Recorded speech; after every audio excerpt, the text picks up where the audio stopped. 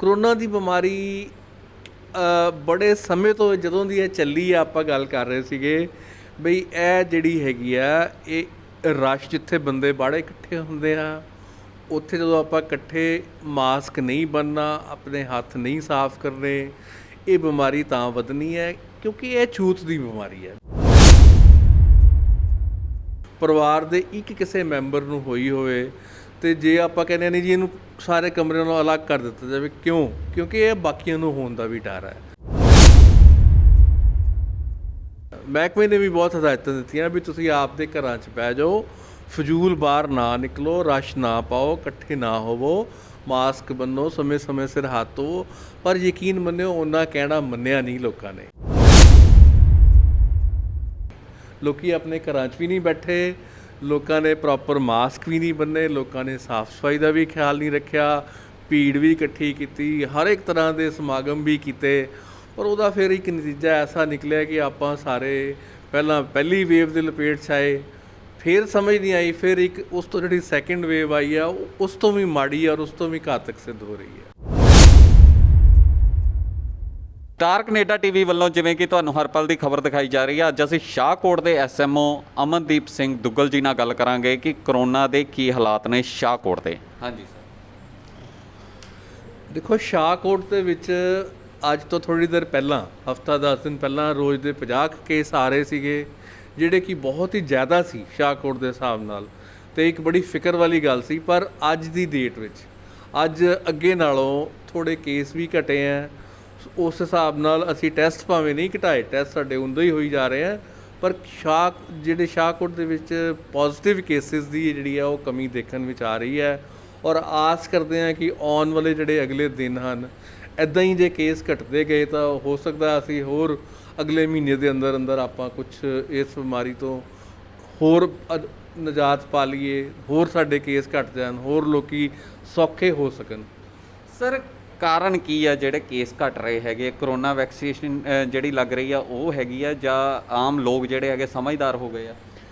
ਦੇਖੋ, ਕਾਰਨ ਇਸ ਤਰ੍ਹਾਂ ਹੁੰਦਾ ਹੈ ਕਿ ਇੱਕ ਵੈਸੇ ਵੀ ਬਿਮਾਰੀ ਦਾ ਨਾ ਇੱਕ ਤਰ੍ਹਾਂ ਦਾ ਕਹਿ ਲਓ ਕਿ ਇੱਕ ਵੱਧਦੀ ਕਿਉਂ ਹੈ ਬਿਮਾਰੀ। ਹੁਣ ਜਿਵੇਂ ਕਰੋਨਾ ਦੀ ਬਿਮਾਰੀ ਆਪਾਂ ਲੈ ਰਹੇ ਹਾਂ, ਕਰੋਨਾ ਦੀ ਬਿਮਾਰੀ ਬੜੇ ਸਮੇਂ ਤੋਂ ਜਦੋਂ ਦੀ ਇਹ ਚੱਲੀ ਆ, ਆਪਾਂ ਗੱਲ ਕਰ ਰਹੇ ਸੀਗੇ ਬਈ ਇਹ ਜਿਹੜੀ ਹੈਗੀ ਆ, ਇਹ ਰਸ਼ ਜਿੱਥੇ ਬੰਦੇ ਬਾਹਲੇ ਇਕੱਠੇ ਹੁੰਦੇ ਆ, ਉੱਥੇ ਜਦੋਂ ਆਪਾਂ ਇਕੱਠੇ ਮਾਸਕ ਨਹੀਂ ਬੰਨਣਾ, ਆਪਣੇ ਹੱਥ ਨਹੀਂ ਸਾਫ਼ ਕਰਨੇ, ਇਹ ਬਿਮਾਰੀ ਤਾਂ ਵਧਣੀ ਹੈ ਕਿਉਂਕਿ ਇਹ ਛੂਤ ਦੀ ਬਿਮਾਰੀ ਹੈ। ਬੇਸਿਕਲੀ ਜੇ ਇੱਕ ਇਨਸਾਨ ਨੂੰ ਹੋ ਜਾਂਦੀ ਹੈ, ਉਹਨੇ ਖਾਂਸੀ ਕੀਤੀ, ਉਹਨੂੰ ਦੂਜੇ ਕੋਲ ਚਲ ਜਾਣੀ ਹੈ, ਦੂਜੇ ਨੇ ਕੀਤੀ ਤੀਜੇ ਕੋਲ ਚਲ ਜਾਣੀ ਹੈ। ਤਾਂ ਹੀ ਆਪਾਂ ਦੇਖਿਆ ਪਰਿਵਾਰ ਦੇ ਇੱਕ ਕਿਸੇ ਮੈਂਬਰ ਨੂੰ ਹੋਈ ਹੋਵੇ ਤੇ ਜੇ ਆਪਾਂ ਕਹਿੰਦੇ ਨਹੀਂ ਜੀ ਇਹਨੂੰ ਸਾਰੇ ਕਮਰਿਆਂ ਨੂੰ ਅਲੱਗ ਕਰ ਦਿੱਤਾ ਜਾਵੇ, ਕਿਉਂਕਿ ਇਹ ਬਾਕੀਆਂ ਨੂੰ ਹੋਣ ਦਾ ਵੀ ਡਰ ਹੈ।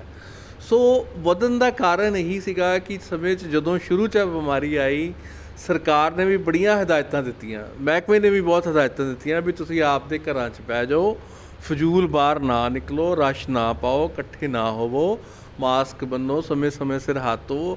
ਪਰ ਯਕੀਨ ਮੰਨਿਓ ਉਹਨਾਂ ਕਹਿਣਾ ਮੰਨਿਆ ਨਹੀਂ ਲੋਕਾਂ ਨੇ। ਲੋਕੀ ਆਪਣੇ ਘਰਾਂ 'ਚ ਵੀ ਨਹੀਂ ਬੈਠੇ, ਲੋਕਾਂ ਨੇ ਪ੍ਰੋਪਰ ਮਾਸਕ ਵੀ ਨਹੀਂ ਬੰਨੇ, ਲੋਕਾਂ ਨੇ ਸਾਫ਼ ਸਫਾਈ ਦਾ ਵੀ ਖਿਆਲ ਨਹੀਂ ਰੱਖਿਆ, ਭੀੜ ਵੀ ਇਕੱਠੀ ਕੀਤੀ, ਹਰ ਇੱਕ ਤਰ੍ਹਾਂ ਦੇ ਸਮਾਗਮ ਵੀ ਕੀਤੇ। ਪਰ ਉਹਦਾ ਫਿਰ ਇੱਕ ਨਤੀਜਾ ਐਸਾ ਨਿਕਲਿਆ ਕਿ ਆਪਾਂ ਸਾਰੇ ਪਹਿਲੀ ਵੇਵ ਦੇ ਲਪੇਟ 'ਚ ਆਏ, ਫਿਰ ਸਮਝ ਨਹੀਂ ਆਈ, ਫਿਰ ਇੱਕ ਉਸ ਤੋਂ ਜਿਹੜੀ ਸੈਕਿੰਡ ਵੇਵ ਆਈ ਆ ਉਸ ਤੋਂ ਵੀ ਮਾੜੀ ਔਰ ਉਸ ਤੋਂ ਵੀ ਘਾਤਕ ਸਿੱਧ ਹੋ ਰਹੀ ਹੈ। ਡਾਕਟਰ ਸਾਹਿਬ, ਦੇਖਣ 'ਚ ਆ ਰਿਹਾ ਕਿ ਤੀਸਰੀ ਵੇਵ ਵੀ ਆਉਣ ਵਾਲੀ ਹੈਗੀ ਆ, ਇਹ ਵੀ ਇਸ ਤਰ੍ਹਾਂ ਆਏਗੀ ਜਾਂ ਕਿ ਇਹਦਾ ਵੀ ਕੋਈ ਰਿਜ਼ਲਟ ਨਿਕਲੇਗਾ? ਦੇਖੋ, ਜੋ ਇਸ ਵੇਲੇ ਦਾ ਸਮਾਂ ਦੱਸ ਰਿਹਾ ਉਹ ਤੇ ਕਿ ਤੀਜੀ ਵੇਵ ਬਾਰੇ ਵੀ ਇੱਕ ਮਤਲਬ ਕਿਸੇ ਨੇ ਅੰਦਾਜ਼ੇ ਜਿਹੜੇ ਆਪਣੇ ਇਸ ਮਾਹਿਰ ਹੈਗੇ ਆ ਜਿਹੜੇ ਇਸ ਫੀਲਡ ਦੇ, ਉਹ ਕਹਿ ਰਹੇ ਹੈ ਕਿ ਤੀਜੀ ਵੇਵ ਆਏਗੀ। ਔਰ ਜੇ ਤੀਜੀ ਵੇਵ ਆਈ ਤਾਂ ਯਕੀਨ ਮੰਨਿਓ ਉਹ ਸੈਕਿੰਡ ਵੇਵ ਨਾਲੋਂ ਵੀ ਜ਼ਿਆਦਾ ਘਾਤਕ ਹੋਣੀ ਹੈ। ਕਿਉਂ?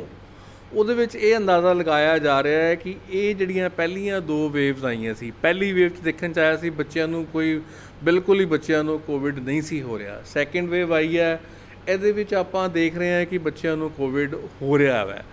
ਤੀਜੀ ਵੇਵ ਵਿੱਚ ਇਹ ਐਕਸਪੈਕਟ ਕੀਤਾ ਜਾ ਰਿਹਾ ਹੈ ਕਿ ਬੱਚਿਆਂ ਨੂੰ ਕਾਫੀ ਜ਼ਿਆਦਾ ਕੋਵਿਡ ਵੀ ਹੋਣੀ ਹੈ। ਸੋ ਅੰਦਾਜ਼ਾ ਲਾਓ, ਜਦੋਂ ਬੱਚੇ ਵੀ ਇਨਵੋਲਵ ਹੋ ਗਏ, ਬਜ਼ੁਰਗ ਵੀ ਇਨਵੋਲਵ ਹੋ ਗਏ, ਅਡਲਟਸ ਵੀ ਇਨਵੋਲਵ ਹੋ ਗਏ, ਤਾਂ ਮੈਂ ਸਮਝਦਾ ਕਿ ਤੀਸਰੀ ਵੇਵ ਇਹਨਾਂ ਦੋਵਾਂ ਨਾਲੋਂ ਜ਼ਿਆਦਾ ਘਾਤਕ ਹੋਈ। ਡਾਕਟਰ ਸਾਹਿਬ ਜਿਹੜੇ ਵੈਕਸੀਨ ਦੇ ਸਟੇਟਸ ਕੀ ਹੈਗੇ ਆ ਜਿਹੜੇ ਤੁਹਾਡੇ ਸ਼ਾਹਕੋਟ ਦੇ? ਦੇਖੋ ਵੈਕਸੀਨ ਮੈਂ ਤੁਹਾਨੂੰ ਦੱਸਾਂ ਤੇ ਅਸੀਂ ਆਪਣੇ ਆਪ ਨੂੰ ਖੁਸ਼ਕਿਸਮਤ ਮੰਨੀਏ ਭਾਰਤ ਦੇ ਤੌਰ ਤੇ ਕਿ ਆਪਾਂ ਉਹਨਾਂ ਮੁਲਕਾਂ ਵਿੱਚੋਂ ਹੈਗੇ ਆ ਜਿੱਥੇ ਕਿ ਵੈਕਸੀਨ ਅਵੇਲੇਬਲ ਹੈ। ਅੱਜ ਤੁਸੀਂ ਅੱਜ ਦੀ ਡੇਟ 'ਚ ਦੇਖ ਲਓ ਤੇ ਤੁਸੀਂ ਆਲੇ ਦੁਆਲੇ ਕਈ ਮੁਲਕ ਐਸੇ ਹੈ ਜਿਹੜੇ ਵੈਕਸੀਨ ਵਾਸਤੇ ਤਰਸਦੇ ਪਏ ਆ, ਰੋਜ਼ ਅਰਦਾਸ ਕਰਦੇ ਪਏ ਵੀ ਸਾਨੂੰ ਵੈਕਸੀਨ ਆ ਜਾਏ, ਤੇ ਆਪਣਾ ਮੁਲਕ ਉਹਨਾਂ ਵਿੱਚੋਂ ਹੈ ਜਿੱਥੇ ਵੈਕਸੀਨ ਅਵੇਲੇਬਲ ਹੈ। ਦੇਖੋ ਸਰਕਾਰ ਨੇ ਬੜੇ ਤਰੀਕੇ ਨਾਲ ਇਹਨੂੰ ਸ਼ੁਰੂ ਕੀਤਾ ਸੀਗਾ।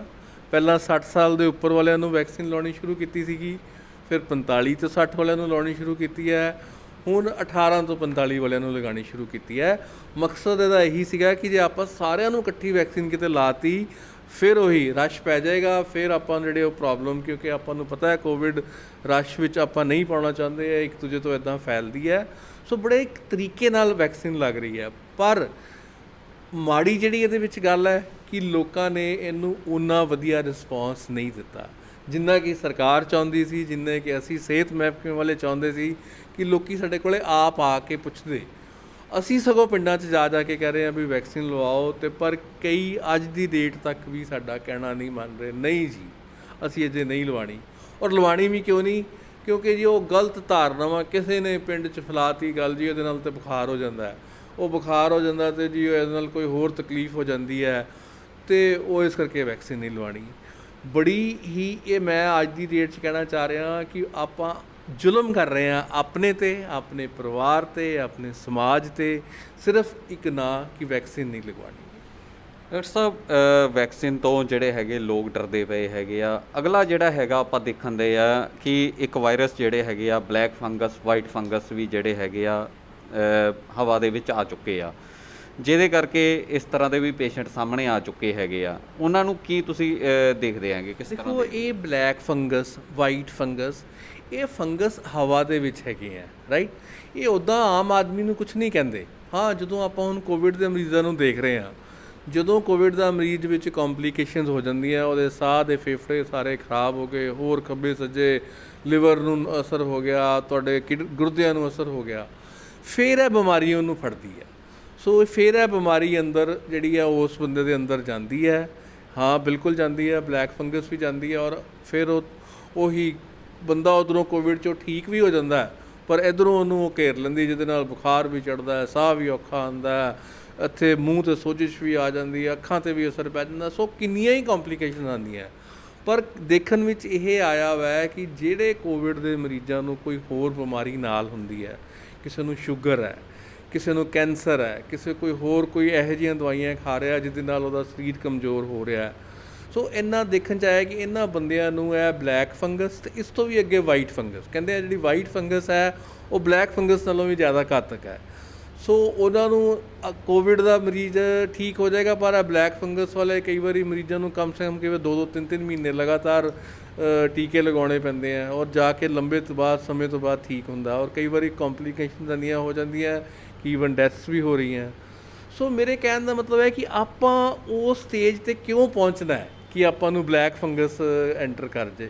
ਕਿਉਂ ਨਾ ਆਪਾਂ ਸਮੇਂ ਸਿਰ ਆਪਾਂ ਜਿਹੜੀਆਂ ਹਦਾਇਤਾਂ ਕਿ ਘਰਾਂ 'ਚ ਬਹਿਣਾ ਹੈ, ਬਾਹਰ ਨਹੀਂ ਜਾਣਾ, ਮਾਸਕ ਬੰਨ੍ਹ ਕੇ ਜਾਣਾ ਹੈ, ਭੀੜ ਵਾਲੀ ਜਗ੍ਹਾ 'ਤੇ ਨਹੀਂ ਜਾਣਾ, ਸਮਾਗਮ ਨਹੀਂ ਕਰਨੇ, ਜੇ ਕਿਸੇ ਇੱਕ ਨੂੰ ਘਰ 'ਚ ਬੁਖਾਰ ਹੈ ਉਹ ਆਪਣਾ ਟੈਸਟ ਕਰਾਵੇ, ਜੇ ਟੈਸਟ ਕਰਾਇਆ ਪੋਜ਼ੀਟਿਵ ਆ ਗਿਆ ਤਾਂ ਉਹ ਘਰ ਰਵੇ, ਘਰ ਰਹਿ ਕੇ ਸਾਰੀਆਂ ਪਾਲਣਾ ਕਰੇ, ਜੇ ਕਿਸੇ ਨੂੰ ਕੋਈ ਪ੍ਰੋਬਲਮ ਆ ਰਹੀ ਹਸਪਤਾਲ ਜਾਣ ਦੀ ਉਹ ਸਮੇਂ ਸਿਰ ਹਸਪਤਾਲ ਜਾਵੇ। ਪਲੱਸ ਫਿਰ ਉਹੀ ਗੱਲ, ਜੇ ਸਾਰਾ ਕੁਝ ਠੀਕ ਹੈ ਤਾਂ ਫਿਰ ਆਪਣਾ ਟੀਕਾ ਲਵਾਓ, ਟੀਕਾ ਸਮੇਂ ਸਿਰ ਲਵਾਓ, ਜੋ ਗਾਈਡਲਾਈਨ ਸਰਕਾਰ ਦੀਆਂ ਉਹਨਾਂ ਨੂੰ ਮੰਨੋ। ਸੋ ਇਹ ਸਾਰੀਆਂ ਚੀਜ਼ਾਂ ਬਲੈਕ ਫੰਗਸ, ਵਾਈਟ ਫੰਗਸ ਆਪਾਂ ਬਚ ਸਕਦੇ ਹਾਂ, ਪਰ ਜੇ ਆਪਾਂ ਗੱਲ ਨਹੀਂ ਮੰਨ ਰਹੇ, ਆਪਣੇ ਉਹ ਦਿਮਾਗ 'ਚ ਜਿਹੜੀਆਂ ਕਿਸੇ ਨੇ ਕੋਈ ਗੱਲ ਮਾੜੀ ਫੈਲਾਤੀ ਹੈ ਉਹਨਾਂ ਗੱਲਾਂ ਵੱਲ ਧਿਆਨ ਕਰੀ ਜਾਵਾਂਗੇ, ਫਿਰ ਸਾਰੀਆਂ ਬਿਮਾਰੀਆਂ, ਸਾਰੇ ਫੰਗਸ ਉਹ ਫਿਰ ਆਪਾਂ ਕਿਸੇ ਵੇਲੇ ਵੀ ਇਹਦੀ ਲਪੇਟ 'ਚ ਆ ਸਕਦੇ ਹਾਂ। ਡਾਕਟਰ ਸਾਹਿਬ ਹੁਣ ਆਪਾਂ ਇਹ ਗੱਲ ਕਰਾਂਗੇ ਕਿ ਆਕਸੀਜਨ, ਜਿਵੇਂ ਕਿ ਆਕਸੀਜਨ ਦੀ ਵੀ ਬਹੁਤ ਜ਼ਰੂਰਤ ਪੈ ਰਹੀ ਹੈਗੀ ਆ, ਇਹਦੇ 'ਤੇ ਤੁਹਾਡਾ ਕੀ ਵਿਚਾਰ ਹੈਗਾ? ਦੇਖੋ ਆਕਸੀਜਨ ਇੱਕ ਐਸੀ ਚੀਜ਼ ਹੈ ਕਿ ਜਿਹੜੇ ਫੇਫੜੇ ਜਿਹੜੇ ਸਾਡੇ ਬਣੇ ਆ ਸਰੀਰ ਵਿੱਚ, ਇਹ ਸਾਡੀ ਸਾਰੀ ਆਕਸੀਜਨ ਦੀ ਮਾਤਰਾ ਨੂੰ ਕੰਟਰੋਲ ਕਰਦੇ ਹਨ। ਹੁਣ ਕੋਵਿਡ ਵਿੱਚ ਕੀ ਹੈ, ਕੋਵਿਡ ਜਿਹੜਾ ਵਾਇਰਸ ਹੈ ਦੇਖਣ 'ਚ ਆਇਆ ਉਹ ਫੇਫੜੇ ਨੂੰ ਅਟੈਕ ਕਰਦਾ, ਉਹ ਹੌਲੀ ਕਰਦੇ ਫੇਫੜੇ ਨੂੰ ਬਿਲਕੁਲ ਵਾਈਟ ਬਣਾ ਦਿੰਦਾ, ਸੋਲਿਡ ਬਣਾ ਦਿੰਦਾ, ਅੰਦਰ ਆਕਸੀਜਨ ਜਾ ਹੀ ਨਹੀਂ ਸਕਦੀ, ਫੇਫੜੇ ਅੰਦਰ ਸਾਹ ਹੀ ਨਹੀਂ ਲੈਂਦੀ। ਆਪਾਂ ਕਿਉਂ ਕਹਿੰਦੇ ਹਾਂ, ਆਪਾਂ ਜੀ ਕਰੋਨਾ ਦੇ ਮਰੀਜ਼ ਨੂੰ ਕਹਿੰਦੇ ਆ ਤੁਸੀਂ ਆਪਣੀ ਆਕਸੀਜਨ ਚੈੱਕ ਕਰੋ ਜੀ, 94 ਤੋਂ ਘੱਟ ਆਈ ਹੈ ਤਾਂ ਸਾਨੂੰ ਦੱਸੋ ਜੀ। ਸੋ ਮੇਰੇ ਕਹਿਣ ਦਾ ਮਤਲਬ ਹੁਣ ਜਦੋਂ ਹਸਪਤਾਲ ਦੇ ਵਿੱਚ ਕੇਸ ਇਹੋ ਜਿਹੇ ਆ ਰਹੇ ਆ ਜਿਨ੍ਹਾਂ ਦੀ ਆਕਸੀਜਨ ਲੈਵਲਸ ਬਹੁਤ ਘੱਟ ਗਏ ਆ, ਸਾਹ ਉਹਨਾਂ ਨੂੰ ਆਉਂਦਾ ਨਹੀਂ ਪਿਆ, ਸਾਹ ਨਹੀਂ ਆਉਂਦਾ ਪ੍ਰੋਪਰ, ਦਿਮਾਗ ਨੂੰ ਆਕਸੀਜਨ ਨਹੀਂ ਜਾਂਦੀ, ਹਾਰਟ ਨੂੰ ਨਹੀਂ ਜਾਂਦੀ, ਉਹ ਸਾਰਾ ਪ੍ਰੋਬਲਮ ਆਉਣੀ ਸ਼ੁਰੂ ਹੋ ਜਾਂਦੀ ਹੈ। ਸੋ ਫਿਰ ਇਸ ਵੇਲੇ ਕੋਈ ਚਾਰਾ ਨਹੀਂ ਰਹਿ ਜਾਂਦਾ, ਤੁਹਾਨੂੰ ਹੈਵੀ ਮਾਤਰਾ 'ਚ ਕਈ ਵਾਰੀ ਆਕਸੀਜਨ ਲਾਉਣੀ ਪੈਂਦੀ ਹੈ ਔਰ ਇੱਕ ਇੱਕ ਮਰੀਜ਼ ਨੂੰ ਕਈ ਵਾਰੀ ਕਿੰਨੇ ਸਿਲੰਡਰ ਆਕਸੀਜਨ ਦੇ ਦੇਣੇ ਪੈਂਦੇ ਹਨ। ਅਤੇ ਦੇਖੋ ਆਪਾਂ ਪਹਿਲਾਂ ਤਾਂ ਮੈਂ ਦੱਸਾਂ, ਆਪਾਂ ਕੁਦਰਤ ਨਾਲ ਆਪ ਹੀ ਖਿਲਵਾੜ ਕੀਤਾ ਹੈ। ਆਪਾਂ ਸਾਰਿਆਂ ਨੇ ਰੁੱਖਾਂ ਨੂੰ, ਆਪਾਂ ਸਾਰਿਆਂ ਨੇ ਆਪਾਂ ਆਲੇ ਦੁਆਲੇ ਜਿਹੜੀ ਗਰੀਨਰੀ ਸੀ ਦੇ ਵੱਢ ਕੇ ਨਾ ਉਹਨਾਂ ਦਾ ਖਿਆਲ ਰੱਖਿਆ। ਜੇ ਨਜ਼ਰ ਆਏ ਤਾਂ ਵੱਢ ਤੇ, ਲਾਉਣ ਵੱਲ ਧਿਆਨ ਉਹਨਾਂ ਦਿੱਤਾ ਨਹੀਂ ਜਿੰਨਾ ਵੱਢਣ ਵੱਲ ਧਿਆਨ ਦਿੱਤਾ। ਜੇ ਲਾ ਲਏ ਆ ਤਾਂ ਉਹਨਾਂ ਦੀ ਪਰਵਾਹ ਨਹੀਂ ਕੀਤੀ, ਉਹ ਸੁੱਕੇ ਪਾਣੀ ਬਗੈਰ ਤੋਂ ਮਰ ਜਾਂਦੇ ਰਹੇ ਆ। ਸੋ ਮੇਰੇ ਕਹਿਣ ਦਾ ਮਤਲਬ ਇਨਸਾਨ ਨੇ ਕਿਤੇ ਨਾ ਕਿਤੇ ਕੁਦਰਤ ਨਾਲ ਇੱਕ ਖਿਲਵਾੜ ਕੀਤਾ ਅਤੇ ਹੁਣ ਇੱਕ ਸਮਾਂ ਆ ਗਿਆ ਦੁਬਾਰਾ ਕੁਦਰਤ ਤੁਹਾਨੂੰ ਦੱਸਦੀ ਪਈ ਹੈ ਵੀ ਪ੍ਰੋਪਰ ਉਹਦਾ ਬੈਲੈਂਸ ਮੇਨਟੇਨ ਕਰੋ। ਆਪਾਂ ਰੁੱਖ ਲਗਾਵਾਂਗੇ, ਹੋਰ ਆਕਸੀਜਨ ਇਨਵਾਇਰਮੈਂਟ 'ਚ ਹੋਊਗੀ, ਆਪਾਂ ਨੂੰ ਸਮੇਂ ਸਿਰ ਜਿਹੜੀ ਆਕਸੀਜਨ ਮਿਲਦੀ ਰਹੂਗੀ, ਬਿਮਾਰੀਆਂ ਘਟੂਗੀਆਂ। ਸੋ ਜਿੰਨਾ ਕੋਵਿਡ ਦੇ ਮਰੀਜ਼ ਜ਼ਿਆਦਾ ਹੋਣਗੇ ਉਨੀ ਆਕਸੀਜਨ ਚਾਹੀਦੀ ਹੋਏਗੀ। ਗੱਲ ਇਹ ਹੈ ਪਰ ਕਿੰਨੀ ਕੁ ਪ੍ਰੋਡਿਊਸ ਹੋ ਸਕਦੀ ਹੈ, ਤਾਂ ਹੀ ਆਪਾਂ ਕਹਿੰਦੇ ਨਾ ਇਹਦੀ ਆਕਸੀਜਨ ਦੀ ਕਿੱਲਤ ਹੋ ਗਈ। ਆਫਟਰ ਆਲ ਇੱਕ ਮਰੀਜ਼ ਨੂੰ ਜਦ ਕਿੰਨੇ ਸਿਲੰਡਰ ਚਾਹੀਦੇ ਹੋਣਗੇ, ਹੋ ਸਕਦਾ ਕਿਸੇ ਵੇਲੇ ਆਕਸੀਜਨ ਦੀ ਕਮੀ ਆ ਵੀ ਸਕਦੀ ਹੈ। ਇਹ ਸਨ ਡਾਕਟਰ ਅਮਨਦੀਪ ਸਿੰਘ ਦੁੱਗਲ ਜੀ। ਇਹਨਾਂ ਨੇ ਇੱਕ ਬਹੁਤ ਵਧੀਆ ਮੈਸੇਜ ਦਿੱਤਾ ਲੋਕਾਂ ਨੂੰ ਕਿ ਵ੍ਰਿਕਸ਼ ਲਗਾਓ ਅਤੇ ਕਈ ਬਿਮਾਰੀਆਂ ਤੋਂ ਅਸੀਂ ਬਚ ਸਕਦੇ ਹਾਂ, ਕਿਉਂਕਿ ਆਕਸੀਜਨ ਜਿਹੜੀ ਹੈਗੀ ਆ ਇਹ ਸਾਨੂੰ ਕਈ ਬਿਮਾਰੀਆਂ ਤੋਂ ਬਚਾ ਸਕਦੀ ਹੈਗੀ। ਕੈਮਰਾਮੈਨ ਅਭੀ ਅਰੋੜਾ ਦੇ ਨਾਲ Puneet Arora, star Canada TV, Shahkot.